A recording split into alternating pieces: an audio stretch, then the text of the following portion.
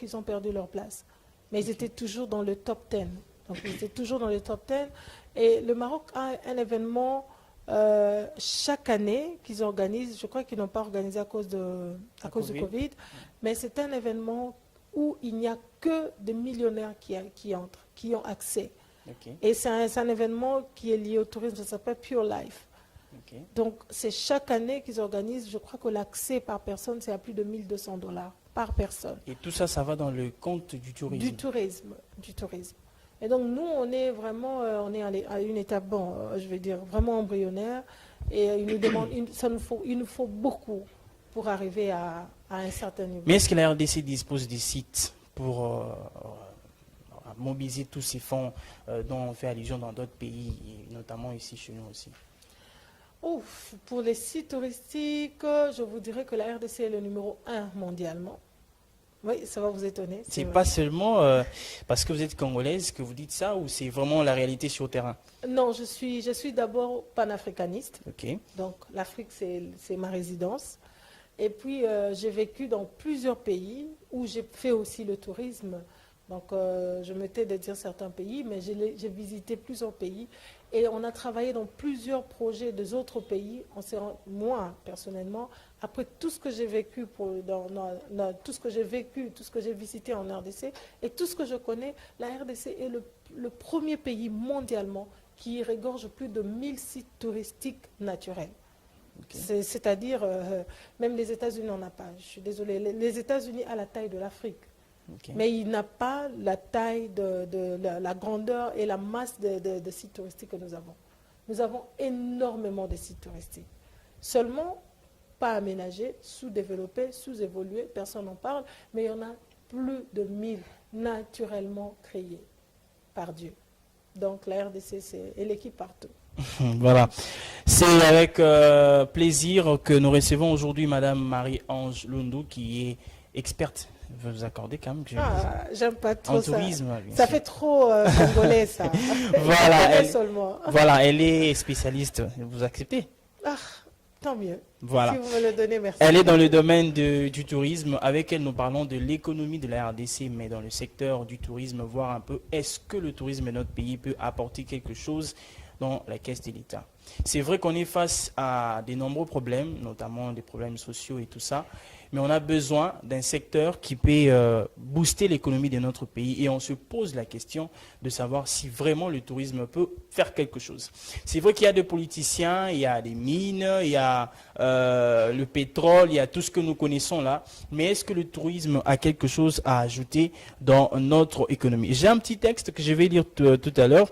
Alors, nous donnerai ici des précisions sur le tourisme. On dit ici, le tourisme comprend les activités par les personnes ou au cours de leur voyage et séjour dans les lieux différemment de leur environnement de chaque jour.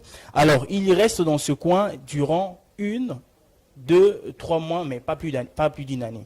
Alors, le tourisme, c'est un secteur c'est un monde merveilleux, moi je veux dire, parce que je n'ai pas encore eu le temps de faire le tour de la RDC, mais je crois que le tourisme, c'est quand même un secteur assez important pour le développement d'un pays. Mais on se demande toujours si, chez nous, on peut arriver à compter des millions comme on les compte ailleurs dans ce secteur. Madame Marie, oui. L'économie de notre pays, est-ce que vous avez une idée sur ça?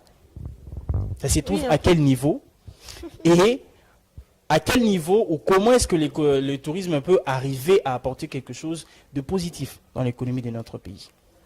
L'économie de notre pays, je crois, ça c'est mon avis en tant que Congolaise, hein, je ne suis pas technicienne en économie. Allez-y. Donc je crois qu'on est un peu en balance, on n'est pas stable. On n'est pas stable parce qu'il y a beaucoup de choses qui ne marchent pas.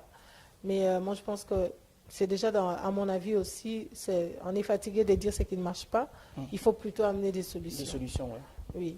Maintenant, par rapport au tourisme, si vous me posez la question de savoir comment est-ce que le tourisme concrètement peut apporter des ressources, je vais déjà vous dire que, par exemple, le taux de dollar, je vais juste donner un exemple vraiment banal. Le taux de dollar, aujourd'hui, on est à 20, hein, officiellement. Oui, officiellement. Oui. Bien qu'il y a de ceux qui changent à 19,5. Oui, ben, tant mieux, c'est presque, donc ils sont familles.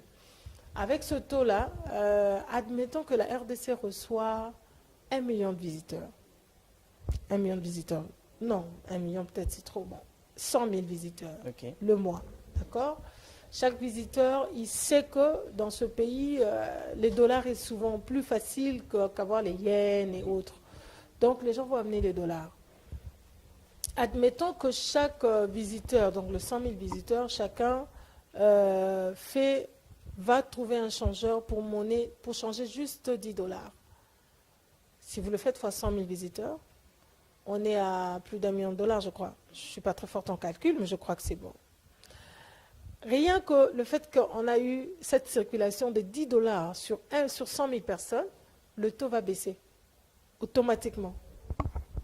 On n'aura pas besoin d'aller à la Banque centrale pour demander est-ce que vous pouvez injecter les dollars, parce que les dollars seront injectés directement de la poche du touriste à la poche de changeur de monnaie. Ils seront débordés avec le dollar et se diront bon, il faut qu'on ait un peu de francs, on doit baisser le taux pour avoir le franc.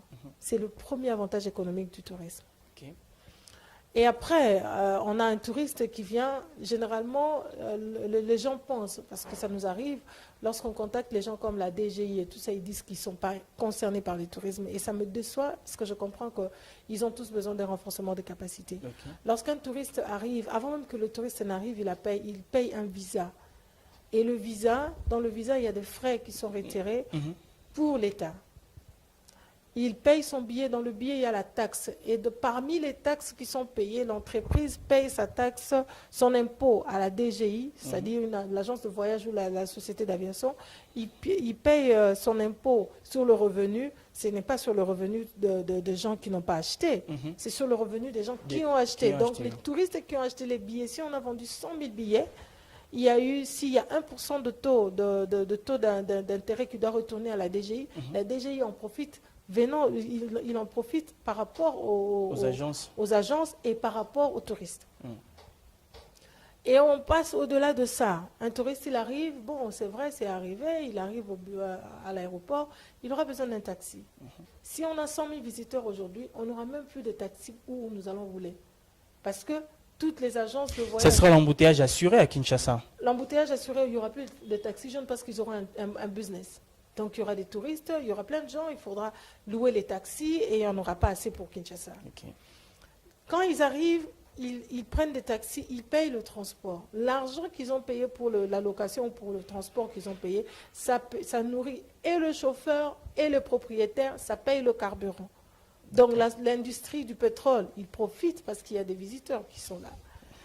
Et le touriste, il doit aller manger. Quand il ira manger, les gens qui ont des chambres froides, les gens qui vendent des poissons fumés, n'importe quelle personne qui vende, ils vont bien vendre lorsqu'on a 100 000 visiteurs que lorsqu'on a un seul visiteur. Parce que quand on a 100 000 visiteurs, il y aura rupture de stock. Donc eux aussi, ils ont bénéficié grâce à un touriste. Le touriste, il va se retrouver dans des sites touristiques. Ça, c'est connu. Il va payer sa taxe d'entrée. Et dans sa taxe, ça va payer non seulement des familles, mais ça va aussi retourner une partie à l'État. Le touriste, il va aller acheter des cadeaux. De bracelets, n'importe quoi, des tenues, de robes, des pagnes et tout ça. L'argent là ne vient d'ailleurs même pas directement aux agences. Par exemple, nous, on a fait la promotion, mais cet argent ne nous revient pas directement, mais ça va dans des poches directement de vendeurs et de consommateurs. Okay. Donc, économiquement parlant, le tourisme est les piliers, si pas numéro 1, numéro 2. De la stabilité financière d'un pays. C'est pas parce que vous êtes dans le domaine que vous le dites, ou bien c'est ce qui est fait, au fait dans la réalité. Je veux vous poser une question, c'est vrai que ce n'est pas mon droit.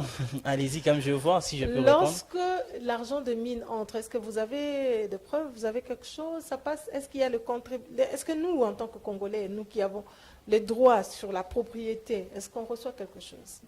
Presque pas. Non, pas presque pas. Moi, je n'ai jamais reçu un seul centime ou une exonération disant parce que vous êtes Congolais et que vous avez les diamants.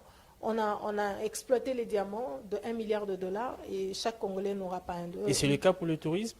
Le tourisme est possible. C'est possible pour le tourisme. Expliquez-nous le tourisme comment. est capable. On arrive à un niveau où les touristes arrivent. Admettons, moi je suis vraiment dans le max parce que si je vous disais, à cette étape où nous sommes, le max des statistiques, les max de visiteurs que nous recevons annuellement, vous avez une idée?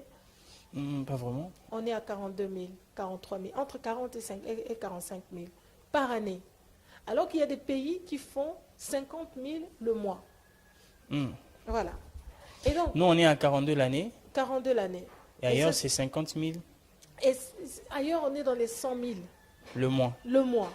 C'est-à-dire qu'il faut compter les transits et tout ça. Et nous, jusqu'à preuve du contraire, on est coincé sur ce point du tourisme, tout simplement parce qu'on n'a pas étalé tous les avantages que le tourisme rapporte dans un pays. Le tourisme est capable de rapporter, par exemple, aujourd'hui on a Congo Airways, qui normalement s'arrête, il fait les voyages, mais on n'est pas un hub. Un hub, c'est le siège de là où, lorsque vous avez, par exemple, le Ethiopian Airlines, vous avez à Sky, vous êtes obligé, peu importe là où vous passez, vous êtes obligé de descendre là. C'est une stratégie touristique. Okay. Mais nous, jusque-là, comme on ne fait pas beaucoup de vols à l'international, donc on n'est pas un hub. Et donc les autres pays, admettons, je vous donne un exemple, le Boeing 737, je crois il prend plus de 300, en tout cas si je ne me trompe pas, il prend plus de 300 passagers. Ils ne peuvent pas faire plein, admettons s'ils ont fait 80% de taux de remplissage, donc ils ont 250 personnes maximum ou minimum qui descendent à chaque vol qui descend à Addis Abeba. Okay. S'ils ont 30 vols qui descendent par jour, ils ont 250 personnes fois 30. Et donc ces visiteurs-là, ils sortent peut-être même pas pour aller visiter la ville. Mais le fait qu'ils descendent à l'aéroport, ils achètent quelque chose. Dans chaque achat qu'ils achètent, il y a un pourcentage qui est retourné vers le tourisme. Okay. Ça, je parle vraiment de manière vraiment grandiose. Je comprends. Et maintenant, localement, si on veut le dire, c'est-à-dire si le Congolais, on est à plus de 91 millions d'habitants à ce jour, tout Congolais pouvait consommer le tourisme localement. Parce que l'avantage avec le tourisme, c'est que l'argent ne va pas directement, ça ne se paye pas à l'État avant de revenir chez le vendeur. Ça va directement chez les vendeurs. Et si nos taxes et nos taux étaient raisonnables, tout Congolais voyagera et on paiera une taxe minimum. Je crois que si par exemple le tourisme mettait une taxe de 1000 francs ou 500 francs par Congolais qui se déplace d'un coin à un autre, déjà qu'ailleurs ça existe, c'est-à-dire il y aura... Si c'est $1 par Congolais et que tous les Congolais avaient la possibilité de voyager, on aura plus de 90 millions de dollars chaque mois, sans passer par demander les fonds, parce que on est fort dans ça, on est fort dans les quémanderies et ça me choque. Mais déjà, un exemple pareil, c'est-à-dire on est à une phase où tout Congolais doit avoir l'éveil patriotique. Oui, les gens pensent que l'éveil patriotique, c'est dans la politique. Non, l'éveil patriotique commence par les patrimoines. Parce qu'on parle de la patrie, on parle de nos patrimoines. Et la RDC regorge plus de 1000 patrimoines touristiques dans lesquels les Congolais devraient être fiers, devraient en être fiers. Avant de parler, sans vouloir vous interrompre, avant de parler de l'éveil patriotique, ne pensez-vous pas qu'il faut d'abord commencer par sensibiliser la population, enseigner la population sur le tourisme en RDC d'abord, avant de parler de l'éveil patriotique? Oui, nous, à Token d'Afrique, on l'a fait, on le fait encore, on continue. À Token d'Afrique, on a formé, on est en notre quatrième phase déjà, parce qu'on a formé 250 guides touristes l'année passée. Toujours dans l'esprit de sensibilisation. Cette année, on a formé 250. Maintenant, on a formé même à Idjui. Je ne sais pas si vous connaissez Idjui. Non, vous n'êtes pas patriote. Donc, nous sommes allés former 150 guides à Idjui et nous comptons les faire dans plusieurs provinces, justement pour sensibiliser. Je crois qu'on va revenir sur Tokende avant de finir. J'aimerais que nous puissions un peu rentrer dans les tourismes. Vous avez dit ici que vous avez donné des stratégies notamment pour améliorer ces secteurs, mais est-ce qu'il y a de l'amélioration du côté l'espace où on doit recevoir les visiteurs ou les touristes? Là encore, ça pose un problème.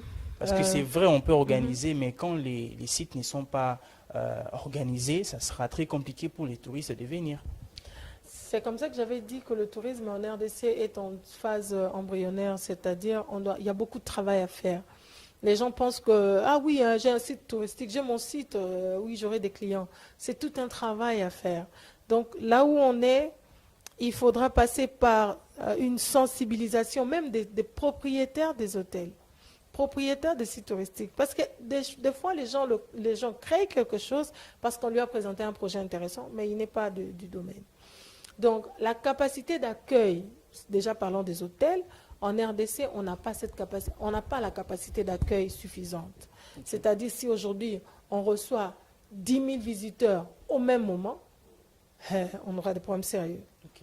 Parce que dans les chambres qui sont aux alentours de la Gombe, là où beaucoup de gens aiment loger les personnes, donc on n'arrive pas à réunir, je crois, 5 000 chambres, je ne crois pas. Et si maintenant on doit aller à la cité, ces gens n'ont pas été renforcés de capacité, donc ils ne connaissent pas la différence entre un touriste... Non, ils ne connaissent pas la différence entre une chambre d'hôtel pour les touristes et un couso. Oui, allez-y. Donc, Je comprends. et voilà. Donc, pour eux, ils se disent, bon, ma chambre, je l'ai mis pour faire de l'argent. Ok. Les passages, c'est 10 $. Je me suis bien renseignée, ne vous en faites pas. Parce que j'ai plein de jeunes autour de moi, je sais qu'ils connaissent bien les détails. Passage Ailleurs, 10 c'est encore $. moins cher. Ailleurs, c'est encore C'est moins encore cher. moins cher. Passage 5 000 francs. Bon, le passage 5 000 francs, on ne nettoie pas les draps. Il n'y a pas de lumière, généralement. J'espère que je ne me trompe pas. Il n'y a pas de lumière. Et il y a un petit morceau de savon, je crois. Parce que, en tout cas, oui, parce que dans mon travail, il faut aller jusqu'au fin fond. Ok. Et au finish, quand on dira, on a des touristes gabonais qui sont venus, ils doivent loger. Bon, non, nous, on va rester à la cité, on va le mettre à Matongé. Ils vont rester dans ce cousu. Or, le gars, il est habitué à prendre 5 000 francs par 1 heure. Parce qu'il faut aussi se renseigner. Dans ce domaine-là, ça demande tous ces détails. Okay. 1 heure, 5 000. Maintenant, quand vous lui dites, non, nous, on a des visiteurs qui vont rester pendant 5 jours, au Bomé, les copes. Mais ces visiteurs-là, ils vont payer une facture à la fin, non?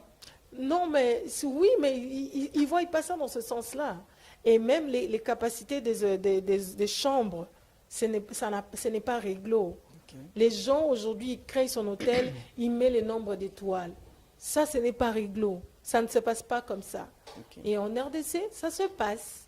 Parce que, bon, j'ai mon argent, j'ai créé, j'ai mis, parce que je ne suis même pas passionnée du secteur. Okay. Donc, c'est tous ces problèmes-là qui font qu'on doit commencer à traiter déjà la souche avant de passer à l'étape où on va dire on peut promouvoir la RDC. Parce qu'on peut. On a tout ce qu'il faut. Mais il faut que la partie qui joue un grand rôle dans les secteurs, l'humain, l'être humain, le Congolais doit arriver à une conscience surélevée pour dire, bon, écoutez, à ce niveau maintenant, on est prêt. Parce que tous les pays que nous envions aujourd'hui, ils ne sont pas sortis du coup. Moi, je dis aux gens d'arrêter de comparer la RDC au Rwanda. Je n'ai rien contre le Rwanda. J'ai travaillé pour le Rwanda. Mais le Rwanda, c'est un modèle. Ce n'est pas un modèle pour la RDC. Pour le tourisme? Non, ce n'est pas un modèle. Prouvez-moi les contraires, madame. Oui, je décevrai beaucoup de gens, mais je le dirai, parce que le Rwanda qui est arrivé aujourd'hui, c'est parce que moi, Marie-Ange Lundu, j'ai travaillé dessus.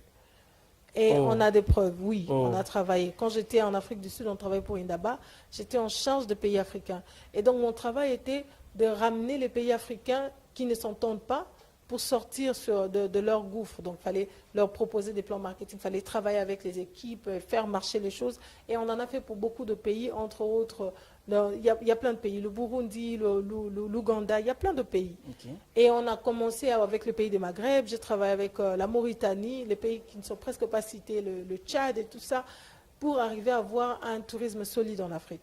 Okay. Alors, pourquoi est-ce que je dis qu'on ne peut pas se comparer au Rwanda? La taille du Rwanda et la taille du Congo, ça n'a rien à voir. Vous êtes d'accord avec moi? Je suis d'accord avec vous. La population du Rwanda vit sous une crainte. Personne ne le dit. Une crainte sous un régime, je dirais, entre parenthèses, dictatorial. Okay. Je me réserve, mais je le dis quand même. Allez-y. Comme ça. C'est-à-dire, au Rwanda, tu ne peux pas te déplacer sans avoir les autorisations. Okay. Il faut commencer par les chefs du quartier et tout ça. Les Rwandais ne le disent pas parce que c'est comme ça que je dis, les Congolais, on doit on doit apprendre à fermer nos bouches quand il s'agit des choses de notre pays. Il faut être patriote. Et au finish, c'est que toutes les entreprises qui sont basées au Rwanda, qui ont c'est-à-dire les chaînes hôtelières, les sociétés, les agences de voyage, ce sont des propriétés détenues par les expatriés. Okay. Ce qui rend différent le cas de la RDC. Les gens voient de l'extérieur, mais ils ne voient pas à l'intérieur. C'est comme, je dirais, comme le Kenya.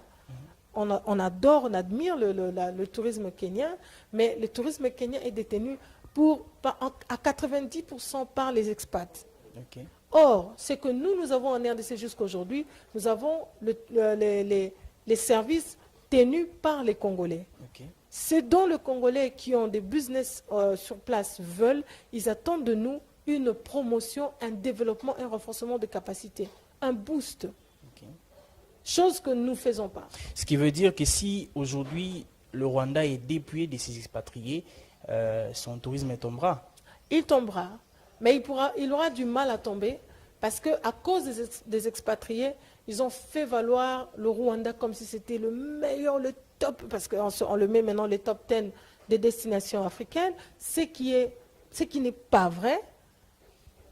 Plus. Oui, ce qui n'est pas vrai parce que le Rwanda ne pourra pas accueillir 500 000 visiteurs en une année. C'est impossible. 500 000. Ils n'ont pas cette capacité. La RDC peut. Par contre, ils ont la volonté. La RDC peut. Parce que déjà, on est à 90 millions d'habitants. Tu as vu 17 millions d'habitants à Kinshasa? Ok. C'est énorme. Mais ils ont la volonté. C'est-à-dire, ils savent. Aujourd'hui, le Rwanda sait qu'il n'a pas assez de ressources. Qu'est-ce qu'il fait? Il crée des grandes salles événementielles. Ok. Ils ont des espaces qui peuvent prendre 20 000, 30 000 personnes. Des espaces vraiment, vraiment, vraiment standardisés internationalement. Ça leur permet de vendre. Vous voyez? C'est la volonté. C'est cette volonté-là. Or, nous, la RDC, on a tout sans la volonté. Donc, s'il faut commencer par toucher, faire quelque chose dans le tourisme, il faut avoir la volonté en RDC. Il faut la volonté. Au-delà de la volonté, on a l'espace pour loger les visiteurs. Vous avez apparemment parlé ici de l'aménagement des sites. Il faudra commencer par quoi? On commence toujours par l'être humain. Renforcement de capacité. Je suis restée dynamique dans mes propos depuis le début. C'est le renforcement des capacités. Il faut investir dans l'homme. Aujourd'hui, la RDC a un autre dilemme aujourd'hui, c'est que les gens se sentent fiers d'être aux États-Unis, ils se sentent fiers d'appartenir à un pays donné, et même nos dirigeants, pour la plupart des cas en tout cas, je me tais de citer le nom, mais on le connaît tous, qui pensent que c'est un honneur de dire « mes enfants étudient aux États-Unis ». Moi, ça me choque. Ça me choque énormément. Un dirigeant qui dit « ah oui, mais mes enfants étudient aux États-Unis, ils sont à telle université à Atlanta, ils sont à telle université en France, et ils pensent que c'est un honneur », moi, ça me choque. Parce qu'à l'époque même du feu maréchal Mobutu, il envoyait des Congolais aller étudier pour revenir au pays. Or maintenant, nous sommes à une phase changée où les gens vont là-bas pour s'installer, pour se prendre une nationalité. Okay. Donc, il faut investir dans l'humain, il faut changer la mentalité congolaise.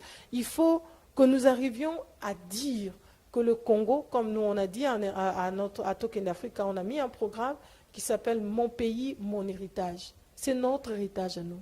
On doit se battre pour ça. Ça, c'est la première phase. Le temps d'améliorer la RDC, d'aménager, de préparer, d'organiser les choses en République démocratique du Congo pour que ça atteigne le niveau des autres pays. Vous ne pensez pas que ça va prendre du temps? On doit faire autre chose, non? Oui, ça va prendre du temps, mais il n'y a pas de temps à perdre s'il faut attendre que le repas soit bien fait. Mais ça peut matcher, ça peut marcher de pair. C'est-à-dire, pendant qu'on renforce les capacités, on renforce aussi les capacités touristiques. C'est-à-dire les sites qui sont en manque des fournitures, les sites qui sont abandonnés, les sites qui sont délaissés, on peut déjà commencer à travailler dessus. Comme je dis, la RDC a plus de 90 millions d'habitants. C'est-à-dire, si on peut donner un job à 500 Congolais, ou à 500 000, à 50 000 Congolais pour travailler dans ce domaine, déjà on aura gagné du temps énormément dans la formation, dans les renforcements de capacités, dans le renforcement des capacités hôtelières, ça va déjà faire avancer les choses. Et puis après, on peut se lancer dans une promotion purement professionnelle. Vous avez eu le temps de parcourir la RDC, j'estime. Sur tous les sites que nous avons, combien sont accessibles en termes d'organisation, au regard de ce qu'il y a ailleurs? Je dirais, les sites qui sont accessibles, la plupart, ce sont des sites qui sont gérés par les expats. Okay. Oui, ça me déçoit énormément, mais je dois le dire ainsi. Et je crois que Kaouzi Biega reste un site très accessible pour le Congolais. Ok. Mais le reste des sites, c'est assez compliqué. Déjà, cette histoire de prise de photos, je crois que j'en ai parlé plusieurs fois, je ne vais pas arrêter de le parler, de le dire. C'est une honte, c'est une idiotie, si je peux me le permettre. C'est-à-dire, j'arrive à l'aéroport de Njili, je n'ai pas le droit de prendre des photos avec ma famille, je n'ai pas le droit de prendre des photos, parce que soi-disant, Nazote Kamboka, c'est bête. Parce que, déjà, moi, au niveau de mon Internet satellite, je peux piquer l'aéroport et voir tous les coins et recoins. Ok. Donc, c'est un problème qui doit être réglé sérieusement. Et puis après, on verra dans tous les restes des domaines. Mais il faut que déjà, par exemple, au niveau de la police, par exemple, au niveau de l'inspection générale de la police, au niveau de corps des armées, qu'ils soient sensibilisés, qu'ils connaissent la différence entre touristes, visiteurs, Mwanamboka. Tu vois, moi, Oui. je suis Mwanamboka. Si tu me manques du respect, tobebani, tobebani. C'est entre nous, Nalinga et Oleka. Mais quand tu frustres un visiteur, Il part pour de bon. il part pour de bon. Et donc le message qui sortira, c'est ce qui va tuer le pays. Ok. Maintenant, au-delà de ça, il y a ceux qui nous dirigent, ceux qui ont la capacité de décision, qui doivent arriver à dire aux autres que voilà, mon pays est le plus beau. C'est vraiment une honte, je suis désolée. J'ai été formée aussi à l'étranger, mais c'est une honte de croire qu'en RDC, il n'y a pas de capacité, il n'y a pas de site touristique, il n'y a pas de personnes intelligentes. C'est faux. Vous voyez, vous allez voir, vous serez déçus, je ne sais pas, comme moi, vous allez voir dans les rapports des Nations Unies, que ce soit les PAM, que ce soit le PNUD et tout ça, on met toujours des photos, des images de gens de la RDC, des personnes maigres, des personnes qui ont faim, des enfants avec la morve. Est-ce que c'est ça la partie congolaise? C'est faux. Au Congo, les gens s'habillent très bien. Au Congo, les gens mangent très bien. Il y a une partie de situations difficiles, mais il y a une partie des gens... Mais ce sont aussi. ces mêmes personnes qui s'habillent bien, qui ne soutiennent pas ces enfants-là qui sont dans la rue. Oui, je suis d'accord, mais dans chaque pays, il y a des problèmes. Aucun pays au monde me dirait qu'il n'y a pas de problème. Je peux commencer à vous citer chaque pays avec ses problèmes.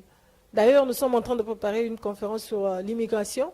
On va en parler. Okay. En long et en large, on dira aux gens, écoutez, il n'y a pas l'île de Rado à l'extérieur. C'est chez nous ici que ça doit se faire. Mais pour que ça se fasse, on doit arriver à changer les mentalités de ceux qui nous dirigent.